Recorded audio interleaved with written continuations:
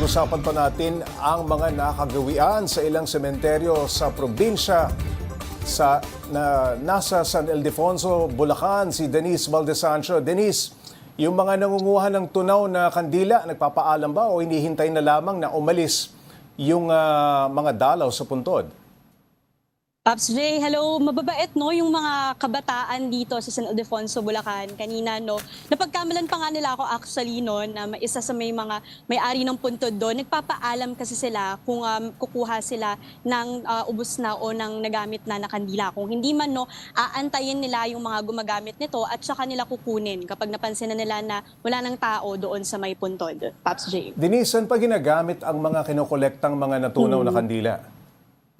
Pops J, ito ay ibinebenta halimbawa nga doon kay Elisa. Siya mismo ang bumibili nitong mga naiipon, mga plastic na nagamit na kandila. O kung hindi man, dumidiretso itong mga batang ito na namumulot ng mga kandila sa mga mismong may mga makina kung saan dito nabebenta nila yung gamit na kandila at i-recycle. Ayun, kumbaga, i-recycle. upang maging kandila ulit na maaaring ibenta. Denise, ano namang sabi ng mga dalaw sa puntod? Ayos lang ba sa kanila yon? Ayos lang sa kanila, Pops J, no? Kasi nga wala rin namang napupuntahan. Itong mga kandilang ito naiiwan lang din daw kasi sa mga puntod. Kaya ayun, nalilinis na rin kasi matapos magamit itong mga kandila. Kaya wala namang problema so far. Walang nagrereklamo at nakikiko-operate din kasi yung mga lokal doon. At halos magkakakilala na lang din kasi yung mga lokal na nandoon, maging yung mga bata, no, kilala na rin nila. Kaya kung magpapaalam man itong mga nangongolekta ng mga gamit na kandila, walang problema, Pops J. Denise, kamusta naman ang mga bumibisita dyan sa public cemetery dyan sa San Ildefonso, Bulacan?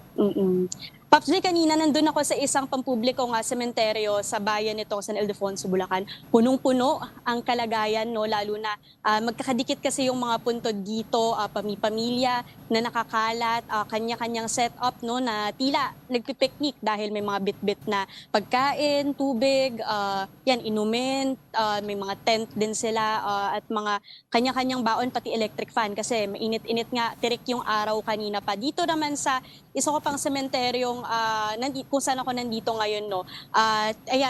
Hindi ko alam, hindi ko sure kung kita dyan, pero sunod-sunod yung mga tent.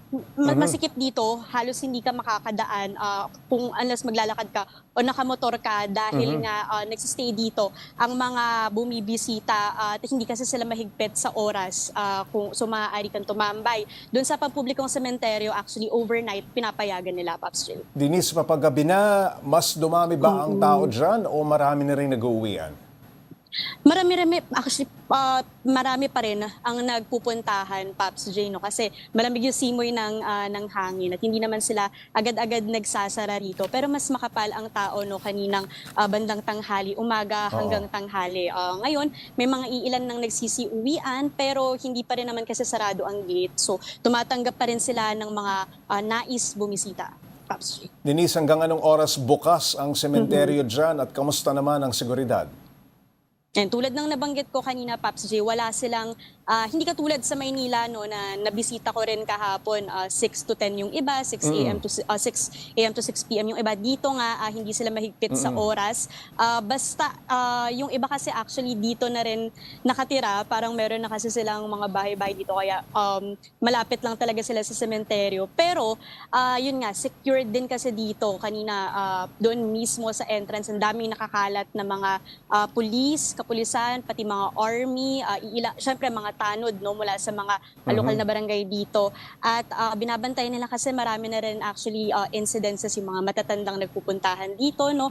Kung kailangan ng emergency, yan, may mga ambulansyang nakaantabay. Kaya walang problema dito pagdating sa seguridad, Pops J. Actually, no, yung mga tinanong ko kanina kung may nakumpis ka na huba.